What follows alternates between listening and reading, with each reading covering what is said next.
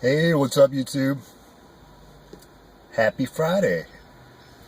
It was a rainy Friday here. The rain has finally stopped, but for most of the day it was pouring. Which is a bummer, because I had the day off because of the holiday. I usually have Sunday and Wednesday. But with the holiday and all, it was supposed to be Thursday. Not to bore you to death. I swapped it for Friday, because it just worked out better for me. For the route. Man, did I make a mistake weather-wise. Because it was pouring. And so now the sun's trying to come out. It's a little better.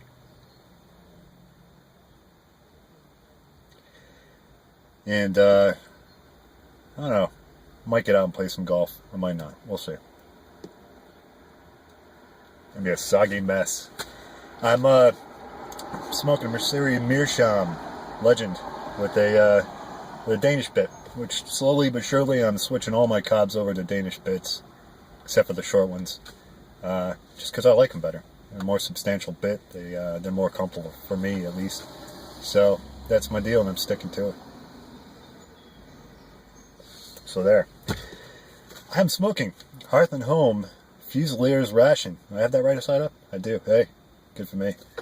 It's an interesting one. I'll get to this in a little bit, because why I'm talking to you today is for Todd, RealMcCoyPiper's 100 sub giveaway. Congratulations, Todd. Way to go, man. That was quick. Super quick. And you deserve it, dude. You really do. I know you're a little nervous about making videos and stuff, man, but you do a great job. So I dig it. A lot of people do, obviously. So keep up the great work, man. You asked us how many cobs do we have and how often do we smoke them. And I did a little quick count this morning, and I have 10 cobs. I don't smoke them all. I keep a couple around just in case somebody wants to smoke a pipe with me. My brother, a friend, other family, whatever. But I do use a bunch of them regularly, especially my Dagner Cob Poker. I love that pipe. It's one of my favorite pipes, and I'm not sure if I smoke that more often than anything else, but it's probably pretty close. It probably is pretty close. I mean, I smoke a lot of my briars, but as far as one singular pipe that I smoke more than anything else, it's probably that Dagner Cob, now that I think about it. Could be. So, I mean, for a good reason. It's a great pipe. And I'm outside a lot, and I can take it outside and not worry about scratching it or whatever. But I have a bunch of other cobs. And one of the first pipes I ever got was the Little Devil Ants, and I used to smoke that pretty much every day. That's when I started smoking pipes a couple months ago, almost 4.5 months now, just over 4 months. It was still kind of cold out here in Connecticut, and I started smoking pipes right after a blizzard.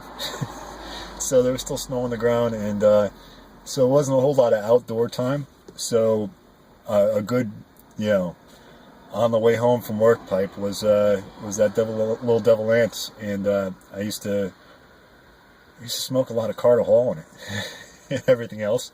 But I honestly, to the day, I think I still. No, I guess I don't have it. Oh, yeah, I do. Still have a little tub of Carter Hall in the truck, just in case I didn't pack anything. And I always have a cob in here. So, my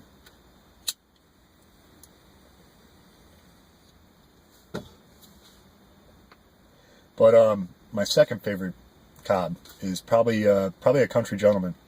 I love that pipe. It's a good size. It's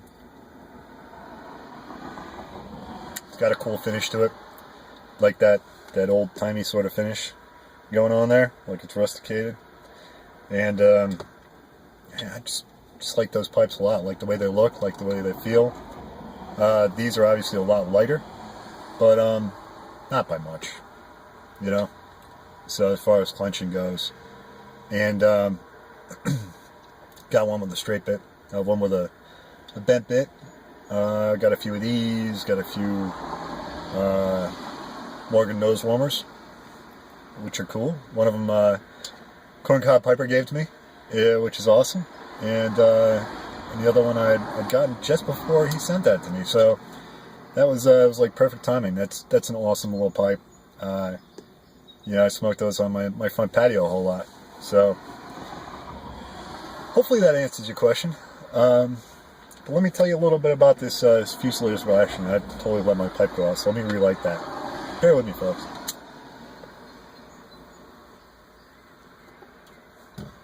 Anyway, much as I keep showing you new briar pipes, I do smoke my cobs a whole lot because they're just cool pipes, and it's a cool feeling to smoke a cob. It is. Oh, Fusileer's ration has some bright Virginias, but not a whole lot. Good amount of Cyprian Latakia and some Turkish. And put this down so you can understand what I'm saying.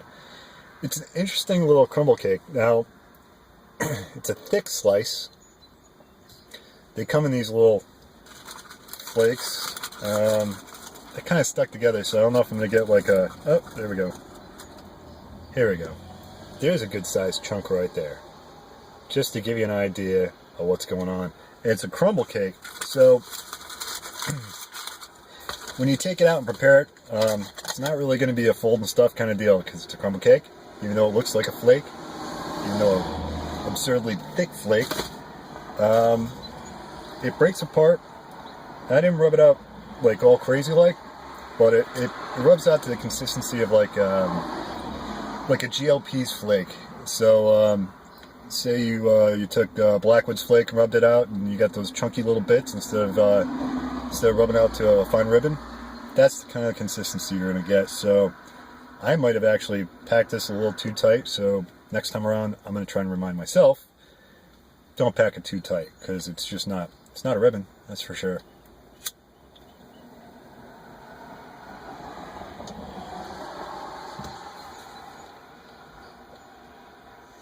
When I lit it, so in the char light, right in the beginning, oh, and I'm drinking a little OMS coffee here, just to fill you in.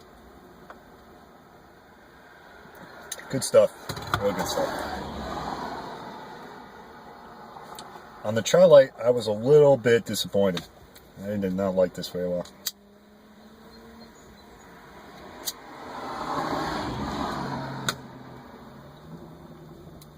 Wasn't getting a whole lot of flavor, but within like a minute and a half, it was like boom, right in your face. Not to say that it's like crazy. I'd say it's probably a good medium. And I'm still smoking my first bowl here, folks, so this is just kind of initial thoughts. Kind of half-assed review, like I usually do. Very half-assed. But I think next time I smoke this, I'm probably going to try it in a pot. Maybe my clay pot, just to get a really good idea of the taste, because I'm getting pretty excited about this tobacco as I go through the bowl. Because it's definitely interesting. It's got maybe a little tiny hint of vanilla, not like vanilla ice cream, like like vanilla flavoring,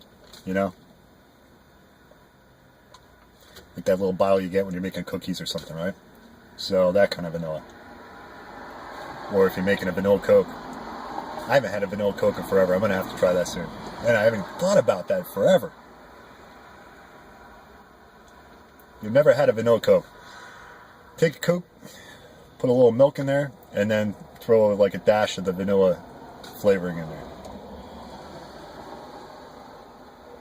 It's worth checking out.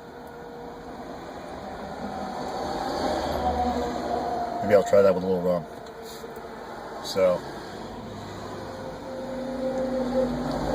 man, I'll tell you what, the sun comes out, I wake up. On those dreary days when it's cloudy, I could not live in Seattle. I'd be like a zombie. I'd be the Walking Dead 24/7. Because I need some sunshine. Otherwise, I am just not me. I'm just not.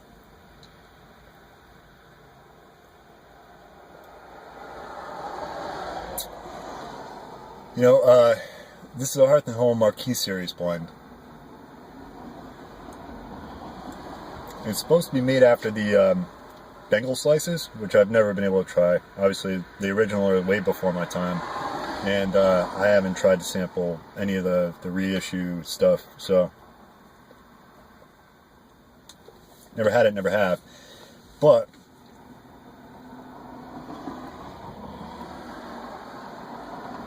I'd say taste-wise, it's probably somewhere between White Knight and Black House. White Knight being on the lower end of the whole flavor spectacular sensation spectrum, and Black House being like, wow, here we go. Love Black House.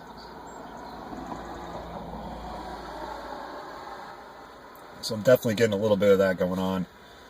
Obviously, they're probably using some of the same tobaccos. I'm not sure if Russell did Black House. I really don't remember. He definitely did this one.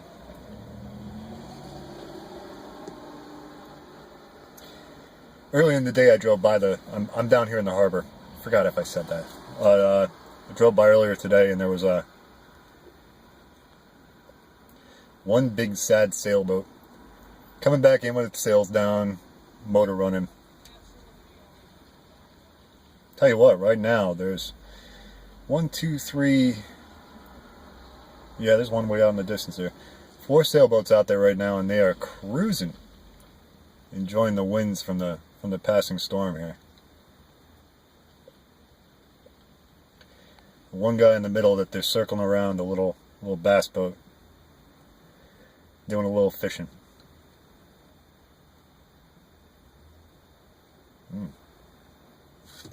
One guy almost tipped his sailboat. Don't turn so fast, man. It's like one of those little tiny ones. I forget what they're called. A seabird, something like that. He's tipping around. Obviously, that is somebody with and I have no experience sailing, but that guy probably doesn't have much more than I do.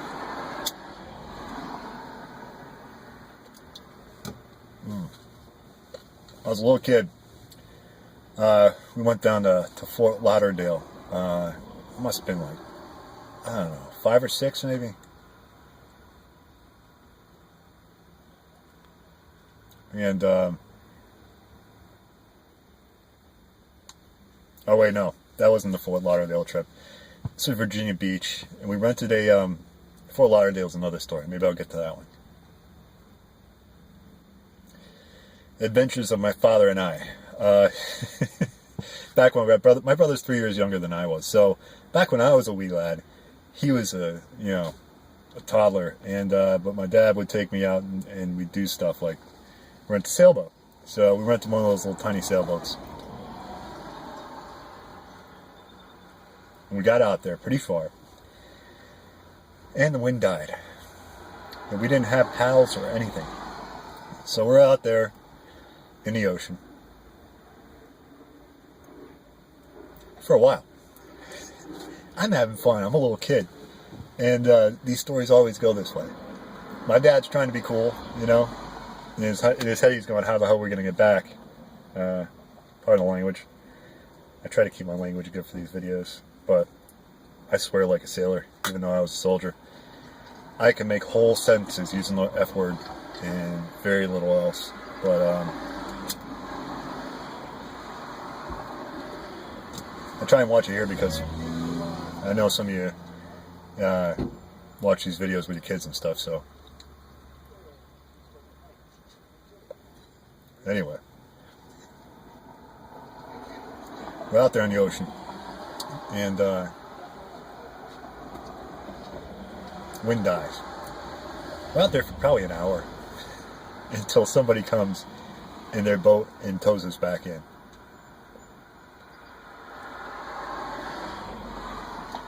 Absolutely nuts. This guy's about to tip his boat, though.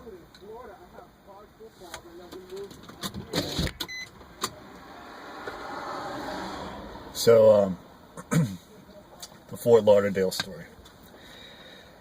We went out for a swim, and it's not too long after that story, actually. Ocean's always trying to kill me, folks. So, go out for a swim. And Riptide took us way out. Way out. And I'm pretty good at swimming, so we're out there without life jackets or anything. But lifeguard is on the shore and he's waving like a madman and yelling to us. And we're probably, at this point, maybe 300 yards out. Just going by memory of a little kid here, so I remember it pretty vividly, but who knows how good that memory is, you know? Talking 32 years ago. So it took us a while to get back in. One of those situations where my dad's trying to be cool, but inside he's probably freaking out. So I mean, he's told the story since then and I've heard it, but you know, a lot calmer in my memory than how he tells the story from his perspective, you know.